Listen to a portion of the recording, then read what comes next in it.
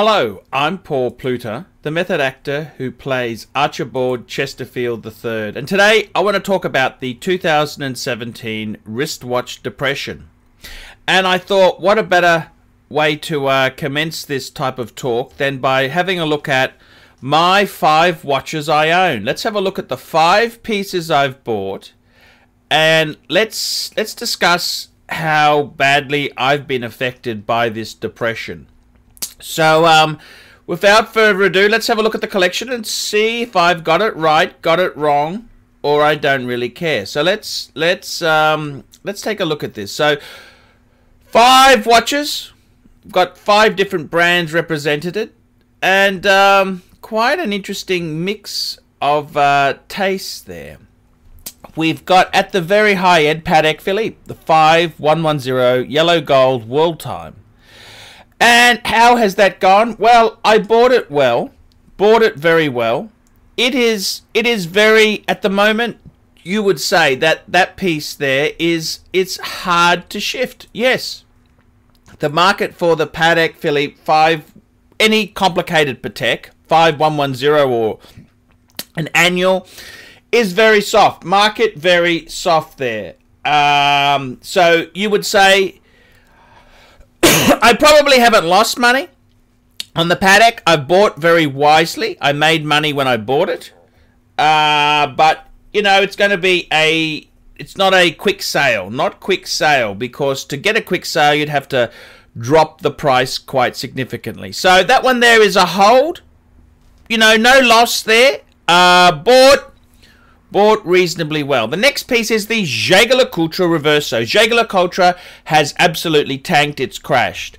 Now, my Jaeger-LeCoultre is a little bit special because it's got an engraving on the back, so I'd never really sell it. So it's not really something I wanted to sell. This is a lifetime keeper. This watch itself there, I paid market price. I bought it nearly 10 years ago. Well, probably what? 8 years ago. It is Jaeger-LeCoultre has been very heavily hit. You don't see this reflected on second-hand values, but if you go to a dealer and try and sell a Jaeger-LeCoultre, you will be slaughtered. This piece itself here, I put my hands up. Absolutely devastated. As an investment tool, this is it's definitely, you wouldn't want to sell this now. You've definitely got to hold it because you will lose too much if you have to sell it. So that's been a bad investment. Very bad investment. I'm happy to put my hands up. The Jaeger-LeCoultre was a bad investment. So there you go there, guys. I'm being completely honest with you. I'm telling you how it is. So Jaeger-LeCoultre, bad investment. Next piece, Omega Speedmaster, Man on the Moon. Man on the Moon. Now this piece here is very, it's disappointing. It's I would say I would get my money back. Easily get my money back. I may make $100 or $200 on this piece, but basically there's been no return on it. Basically it's a straight, I get my money back out of it.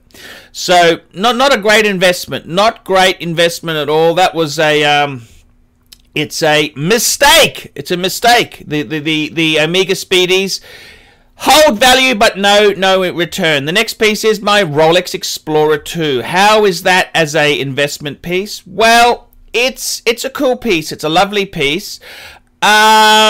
It's not really great for profit, but I've get my money back. I'll do okay out of it, but nothing great. Nothing great. So that piece there has been so investment. Now let's talk about my IWC.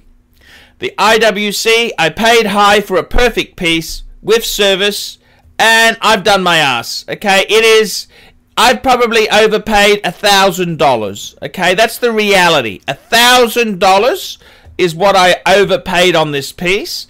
I gotta tell you, in all honesty, I actually like it. I really like it. I like the blocky hands, and I just like the styling of it. Investment-wise, it's been a lousy investment. Lousy. Absolutely lousy. Lousy investment. However, from a personal point of view, you know, I love the piece. The piece is really cool. It's a great It's a great Gerald Genta design. It's a cool piece. I love it. I love the design of it. I love the dial. I love the attention to detail. So lousy investment, but good for the soul. Good for the soul. And quality piece. Quality piece, but hard to shift. Very soft market. Very hard piece there. So there you go. That is a wrap up of the pieces in my collection there. So I'd say that probably the best piece I've made money on is the Patek, but I'm going to have to wait for to get that there done. The Jaeger-LeCoultre was a mistake. Investment wise, the Omega, I'll get my money back. The Explorer, I'll get my money back. And the IWC is an utter mistake. So there you go. That's how I've gone investment wise. So I'm very interested to hear from the audience. I'm very interested to hear what you people think of this disaster that I've entered into. You tell me what you think of this disaster. I got to talk to you, the big disappointments I would definitely say has been the Omega Speedmaster Man on the Moon. I mean, this watch, they were very strong. Omega has killed it because they've released the new model with the big box and savage discounting through retailers. That's the only thing you could say there. That's been the big disappointment. They were very strong. A great watch. They are a great watch. They're not a bad watch at all.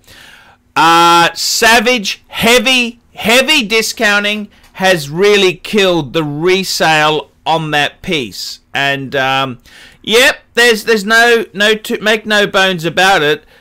Swatch Group is desperate to keep afloat and keep their market share.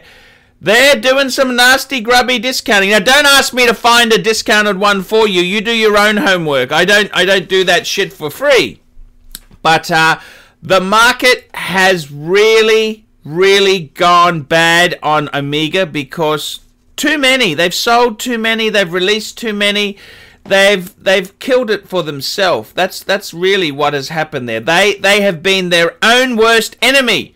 Omega has been their own worst enemy, and it's really sad. It's sad to say this, but I would have thought that would be blue chip.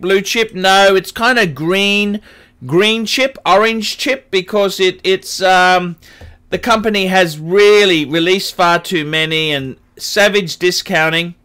They are discounting. They are heavily discounting to move stock there. So that's been the big letdown. I'm Archie Luxury. This is a wrap-up of my collection. Tell me what you think. What do you think? I like to make these videos, and I'll tell you honestly what's happening. This is my collection. I'm the pontiff, the guru, the governor's governor. Tell me what you guys think of that. We specialize here in pre-owned Rolex watches. Rolex watch is a very special timepiece, and we always do the servicing exactly as factory specifications. We buy a pre-owned piece and we put it into brand new condition. We have Rolex certified technicians working on that. We completely disassemble the piece. We adjust and polish and change every single part of the watch. You have to have certified watchmakers that know what they're doing. If you have an expensive car, you're just not going to bring it to any mechanic that doesn't know what they're doing. You spend $5,000, it's like if you put money in the safe deposit box. And 1 or 2 years from now, you will keep having your $5,000. We have to spend a lot of money to get all this equipment together, but makes me feel I'm doing what I'm supposed to do. It's not a question of money, it's my passion. Jewelers on time, simply the best.